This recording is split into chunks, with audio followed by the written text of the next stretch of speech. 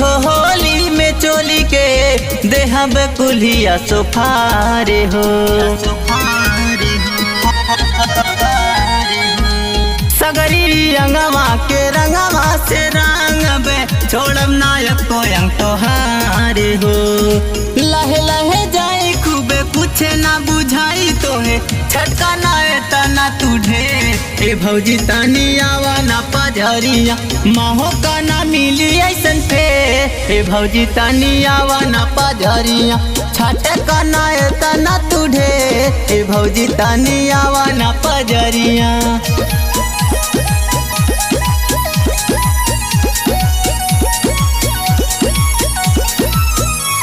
भौजी तानी आवा ना पजरिया पजरिया पजरिया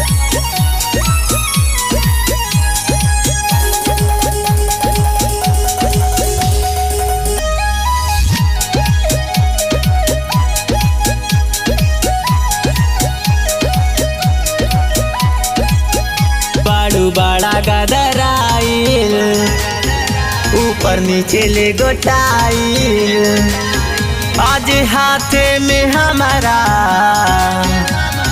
बाड़ू भाग से धराइल। बाड़ू बड़ा गदराइल ऊपर नीचे ले गोटाइल आज हाथे में हमारा बाड़ू भाग से धराइल। होली के दिन जानी कराटीन फिन देखा ले ले बानी तो हके घे ए भौजी तनी आवा ना पजरिया छटका ना तना तुढ़े ए भौजी तनी आवा ना पजरिया माहो का ना मिली ऐसन फे ए भौजी तनी आवा ना पजरिया।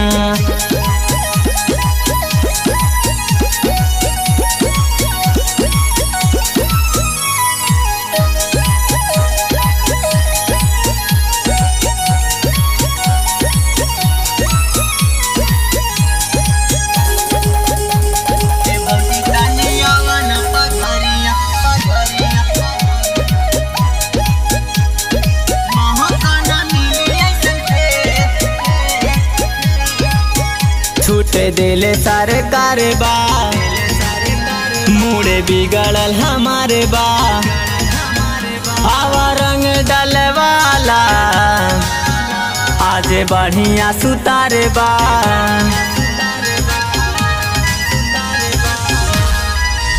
छूटे दिले सरकार बा मुड़े बिगड़ल हमारे बा आवा रंग डलवाला आज बढ़िया सुतार बा।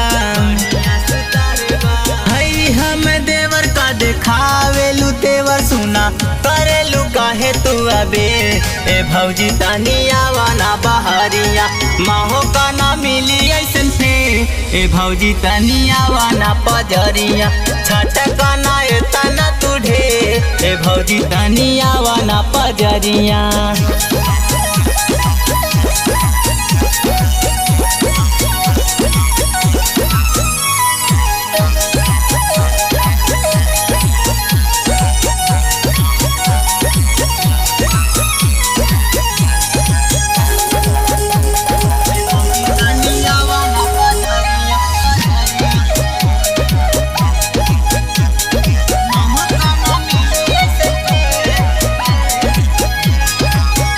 भैला का से दीवाना जानी करा भौजी माना लेला तू खूब मजा यही होली के बहाना।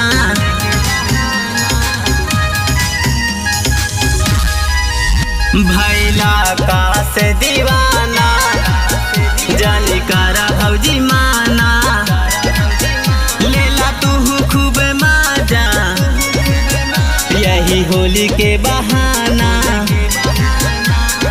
पुनीत विजय रंग डाले हो विशेष हमें जिला के अपना से भौजी तनी आवा ना पजरिया माहो का ना मिली ऐसन थे ए भौजी तनिया वाना पजरिया छठ का ना तना तुढ़े ए भौजी तनिया वाना पजरिया।